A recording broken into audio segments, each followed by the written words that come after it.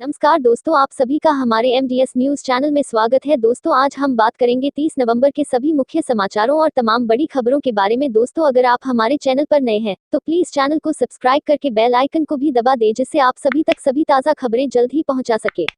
तो आइए दोस्तों, बिना टाइम वेस्ट किए खबरों पर नजर डालें। चलिए बढ़ते हैं आज के पहले अपडेट की ओर।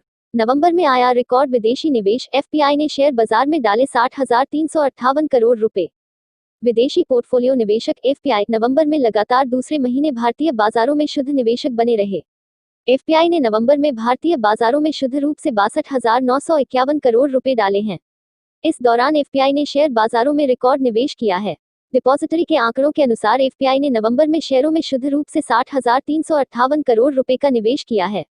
वहीं ऋण या बॉन्ड बाजार में उनका शुद्ध निवेश 2,593 करोड़ रुपए रहा है। इस तरह 3 से 27 नवंबर के दौरान FPI ने भारतीय बाजारों में शुद्ध रूप से 62,951 करोड़ रुपए का निवेश किया है। नेशनल सिक्योरिटीज डिपॉजिटरी ली द्वारा जब से FPI के आंकड़े उपलब्ध कराए जा रहे हैं, शेयर बाजारों में निवेश का यह उनका सबसे ऊंचा स्तर है। ग्रो के सह संस्थापक एवं मुख्य परिचालन अधिकारी CEO हर्ष जैन ने कहा कि वैश्विक निवेशक विकसित बाजारों की तुलना में उभरते बाजारों में निवेश को प्राथमिकता दे रहे हैं। इसकी वजह है कि उभरते बाजारों में उन्हें लाभ होने की अधिक संभावना है।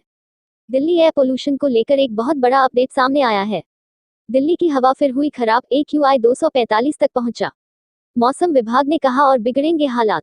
राष्ट्रीय राजधानी की वायु गुणवत्ता रविवार को खराब श्रेणी में रही। तापमान में गिरावट आने तथा हवा की गति धीमी होने के बीच गुणवत्ता के और खराब होने की आशंका है।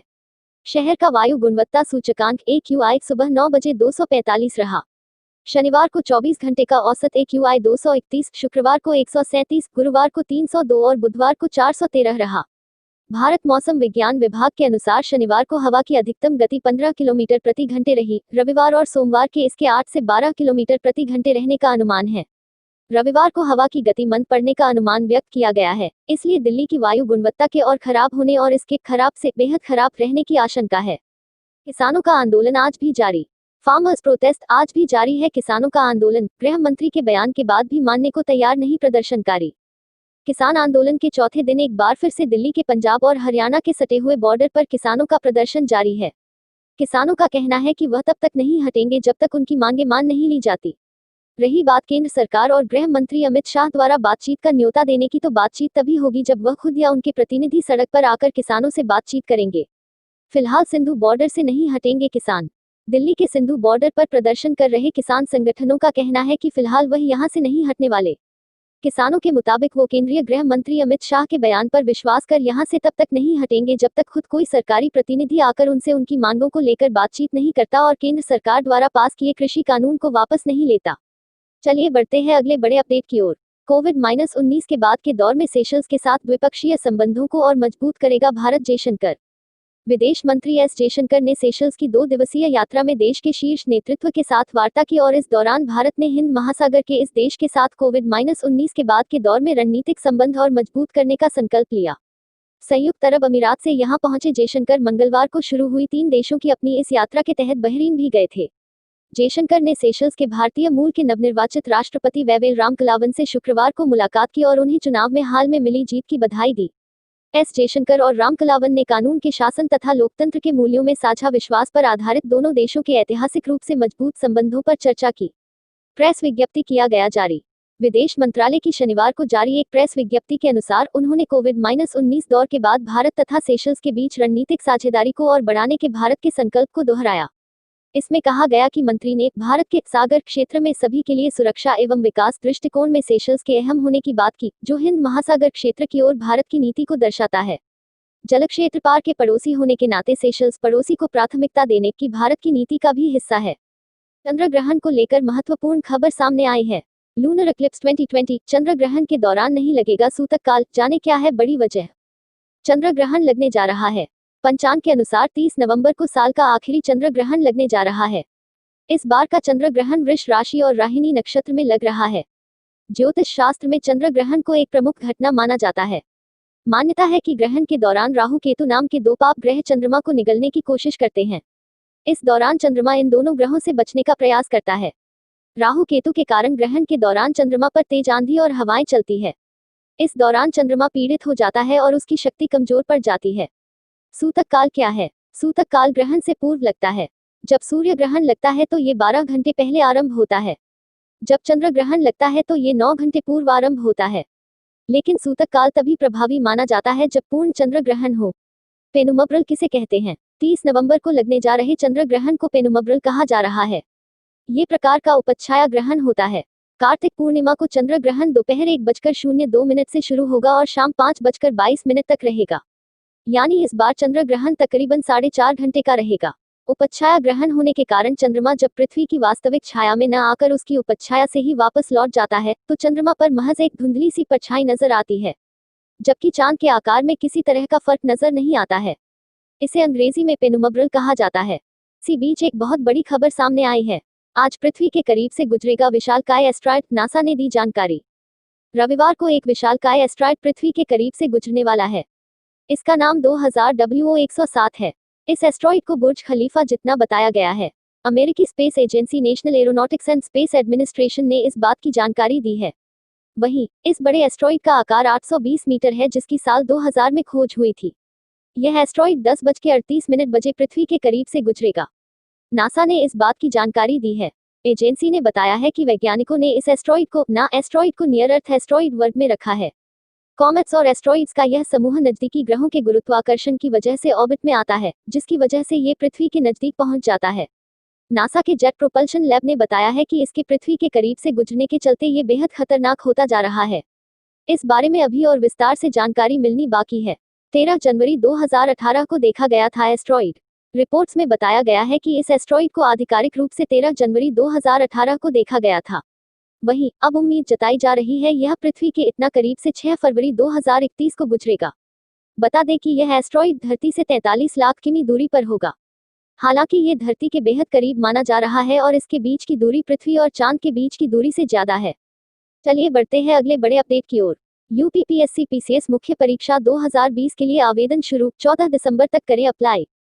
यूपीपीसीएस मुख्य परीक्षा 2020 के लिए ऑनलाइन आवेदन की प्रक्रिया शुरू हो गई है। वे कैंडिडेट्स जो उत्तर प्रदेश लोक सेवा आयोग, Uttar Pradesh public service commission द्वारा आयोजित यूपीपीसीएस प्रीलिम्स परीक्षा 2020 में सफल घोषित किए गए थे, वे अब मुख्य परीक्षा के लिए ऑनलाइन आवेदन कर सकते हैं। अब PCS main exam 2020 application form आयोग कार्यालय में स्वीकार करने की अंतिम तिथि 14 दिसंबर 2020 है, अर्थात कैंडिडेट्स 14 दिसंबर 2020 तक मुख्य परीक्षा के लिए ऑनलाइन आवेदन सबमिट कर सकते हैं। ऑनलाइन आवेदन में सुधार करने की अंतिम तिथि भी 14 दिसंबर ही है। कैंडिडेट्स यूपीपीएससी की ऑफिशियल वेबसाइट के होम पेज पर जाकर सुधार सकते हैं। ऐसे भरें ऑनलाइन आवेदन। कैंडिडेट्स सबसे पहले आयोग की ऑफिशियल वेबसाइट के होम पेज पर fill online details for combined state upper subordinate services PCS M exam -2020 पर क्लिक करके आवश्यक सूचनाएं यथास्थान उचित रूप से भरें। सभी सूचनाओं को ऑनलाइन निर्धारित फॉर्मेट पर भरनी होगी। सभी सूचनाओं को भरने के बाद सेव कर लें। भरी गई सूचनाओं से जब पूरी तरह से संतुष्ट हो जाएं तो फॉर्म को सबमिट कर दें। ऑनलाइन सबमिट किए गए फॉर्म का प्रिंट आउट ले लें। इस प्रिंट आउट के साथ नीचे दिए गए दस्तावेजों की स्वहस्ताक्षरित फोटोकॉपी संलग्न कर रजिस्टर्ड डाक से या बाय हैंड 21 दिसंबर शाम 5:00 बजे तक आयोग के कार्यालय में पहुंचा दें। जीएसटी को लेकर बड़ा अपडेट। 25,000 जीएसटी डिफॉल्टरों को कल तक रिटर्न भरने का मौका। नवंबर के महीने में जीएसटी R3B रिटर्न भरने से चूक गए करदाताओं में से शीर्ष 25,000 को जीएसटीएन ने एक और मौका दिया है। अब ऐसे करदाता 30 नवंबर तक अपना रिटर्न फाइल कर सकते हैं। हालांकि विभाग ने पिछले 6 महीने या उससे ज्यादा समय से रिटर्न नहीं भर रहे 5.43 लाख करदाताओं के जीएसटी पंजीकरण रद्द करने का निर्णय लिया है। इसकी प्रक्रिया जल्द शुरू की जा सकती है। राजस्व विभाग के सूत्रों के मुताबिक जीएसटी डिफॉल्टरों पर कार्रवाई के लिए शीर्ष अधिकारियों की उच्च स्तरीय समीक्षा बैठक आयोजित की गई। बैठक में बताया गया कि इस माह अब तक 80 लाख करदाताओं ने जीएसटी R3B रिटर्न भर दिया है, लेकिन हजारों डिफॉल्टर ऐसे हैं जिन्होंने अक्टूबर माह में रिटर्न भरा था और इस महीने अक्टूबर के व्यापार का रिटर्न 20 नवंबर तक भरने से चूक गए। ऐसे करदाताओं में से 25,000 शीर्ष डिफॉल्टरों के नाम की सूची बनाई गई है। बैठक में कर अधिकारियों को इन करदाताओं को ईमेल व एसएमएस भेजकर रिटर्न भरने के लिए कहने का निर्देश दिया गया। साथ ही कर अधिकारियों को ऐसे करदाताओं से निजी मुलाकात करते हुए उन्हें रिटर्न भरने के लिए प्रोत्साहित करने की जिम्मेदारी भी दी गई है। सूत्रों के मुताबिक जीएसटीएन ने अधिकारियों को रोजाना 1 लाख एसएमएस और ईमेल भेजने का लक्ष्य दिया है। प्रधानमंत्री की ओर से बड़ी खबर। नए कानूनों से किसान कैसे बने ताकतवर, प्रधानमंत्री ने उदाहरण देकर बताया। नए कृषि कानूनों के खिलाफ देश के किसानों में गुस्से का माहौल है। कई दिनों से किसान सड़कों पर उतरे हुए हैं। इस बीच प्रधानमंत्री नरेंद्र मोदी ने मन की बात कार्यक्रम में किसानों का जिक्र किया है। उन्होंने कहा है कि नए कृषि कानूनों से किसानों को नए अधिकार मिले हैं। प्रधानमंत्री ने कहा कि बरसों से किसानों की जो मांग थी, जिन मांगों को पूरा करने के लिए किसी समय में हर राजनीतिक दल ने उनसे वायदा किया था, वो मांग पूरी हुई है। उन्होंने कहा कि भ्रम अफवाहों से दूर कानून की सही जानकारी ही आपकी ताकत बनेगी। मन की बात कार्यक्रम को संबोधित करते हुए प्रधानमंत्री नरेंद्र मोदी ने कहा, भारत में खेती उससे जुड़ी चीजों के साथ नए आयाम जुड़ रहे हैं। बीते दिनों हुए कृषि सुधारों ने किसानों के लिए नई संभावनाओं के द्वार भी खोले हैं।